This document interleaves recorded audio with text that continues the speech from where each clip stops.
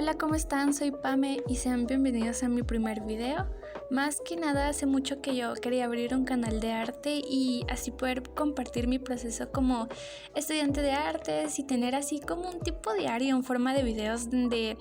voy a tratar de compartirles los materiales que vaya probando y cositas que me gustaría mostrarles en un futuro.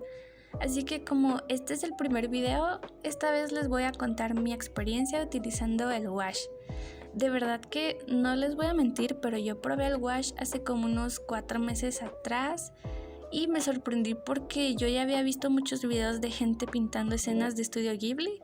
y me entró la curiosidad de probar qué tal era la técnica y así. Y cuando yo los probé, de verdad que les puedo decir que es la mejor técnica que he probado en toda mi vida, porque es como si el acrílico y la acuarela hubieran tenido un hijo y eso que lo hace súper único, ya que como es la mezcla de esos dos, de verdad que ustedes pueden manejarlo a su manera y a su gusto. No hay como un orden especial para pintar con el wash, pero si tú ya has pintado con acuarela o acrílico, pues le vas a entender muy rápido cuando lo pruebes por primera vez.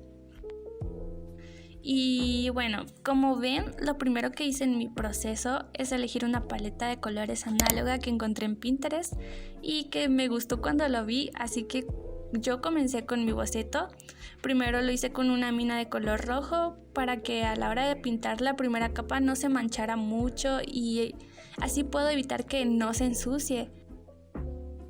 Yo en especial encontré la marca de wash Symbolium, creo que así se pronuncia, y a mi parecer son muy baratos y súper buenos. Los colores de ese wash son súper brillantes, muy saturados y sobre todo que cuando se secan dejan un acabado como si hubiera estado pintando en digital y a mi parecer es muy bueno. Así que comencé a aplicar un color base para todo el rostro y el cuello, en los que también con un tono de morado rellené los espacios donde tendrían que ir las sombras y dejé espacios en blanco para definir bien la estructura del rostro y de dónde irían los brillos en un futuro. Ahí, como ven, con un celeste pálido solo apliqué para el fondo de los ojos y para las luces de rebote del rostro. Y luego con un rosado clarito comencé a pintar los labios, la punta de la nariz y los ojos,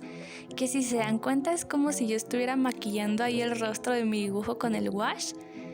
Por lo que también después agregué brillitos en las mejillas con un tono más claro para difuminar los párpados y así tener un poco de profundidad y que se mezclaran mejor los tonos. En este dibujo solo utilicé 4 colores porque ya cuando ustedes lo vayan mezclando, de verdad que se pueden conseguir varios matices de cada tono y así no se pierde nunca la paleta de colores de la ilustración y el acabado puede verse muy armonioso. Tengan en cuenta que dependiendo de los colores que ustedes elijan,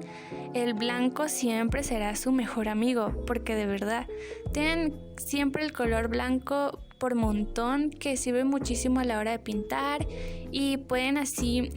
mezclar colores muy pasteles, muy bonitos que les pueden ayudar a sus dibujos. Para el cabello, con un morado muy oscuro, solo rellené completamente definiendo bien los mechones y dónde irían los pelitos rebeldes que hacen más dinámica la pose del rostro, y mientras lo dejé secar, con crayones solo voy delineando los ojos y los orificios de la nariz, las comisuras de la boca e incluso el line art del rostro para que pueda definirse dónde va la sombra de la luz. También voy aplicando más color si lo veo necesario y también con un crayón blanco voy mezclando los trazos de crayón que vea yo así muy toscos o muy rayados, porque de verdad que sirve muchísimo para suavizar zonas que ustedes vean necesario utilizar. Casi al final agrego los brillos del cabello, donde utilicé un morado más claro y como color de transición utilicé un morado mezclado con azul que crea de verdad un degradado muy a mi gusto y que le da ahí por ahí un toque muy chulo. Y por último agrego unos brillitos a todo